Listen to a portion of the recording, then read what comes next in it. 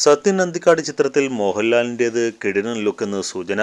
താടി ട്രിം ചെയ്ത് കുറച്ചുകൂടി ചെറുപ്പമായാണ് പുതിയ ചിത്രത്തിൽ ലാലിനെ കാണുന്നത്. ഹെയർ സ്റ്റൈലിലും വ്യത്യാസമുണ്ട്. എന്നാൽ ഈ ചിത്രം സാങ്കേതിക വിദ്യയുടെ സഹായത്തിൽ ചെയ്തതാണെന്നും റിപ്പോർട്ടുകളുണ്ട്. മഹേഷ് നാരായണൻ സംവിധാനം ചെയ്യുന്ന മൾട്ടി സ്റ്റാർ ചിത്രത്തിലും ഇതേ ലുക്കിൽ ആയിരിക്കും ലാലിനെ കാണുകയെന്നും റിപ്പോർട്ടുണ്ട്. സത്യൻ അന്തിക്കാട് സംവിധാനം ചെയ്യുന്ന ഹൃദയപൂർവ്വം എന്ന സിനിമയ്ക്കായി ലാൽ താടി പൂർണ്ണമായി എടുക്കുമെന്ന് നേരത്തെ റിപ്പോർട്ടുണ്ടായിരുന്നു. എന്നാൽ ഇപ്പോഴത്തെ ലുക്കിൽ നിന്നും താടി ട്രിം ചെയ്ത ലുക്കായിരിക്കും ലാലിൻ്റേതെന്ന് വ്യക്തമാക്കുന്നത്. 2020 ശേഷം മോഹൻലാൽ അഭിനയിച്ച എല്ലാ സിനിമകളിലും താടിയുണ്ടായിരുന്നു. സിദ്ദിഖ് സംവിധാനം ചെയ്ത ബിഗ് ബ്രദറിലാണ് ലാലിനെ അവസാനമായി താടിയില്ലാതെ കണ്ടത്. എന്നും എപ്പോഴും എന്ന ഹിറ്റ് ചിത്രത്തിന് ശേഷം സത്യൻ അന്തിക്കാടും മോഹൻലാൽ ഒന്നിക്കുന്ന സിനിമയാണ് ഹൃദയപൂർവ്വം.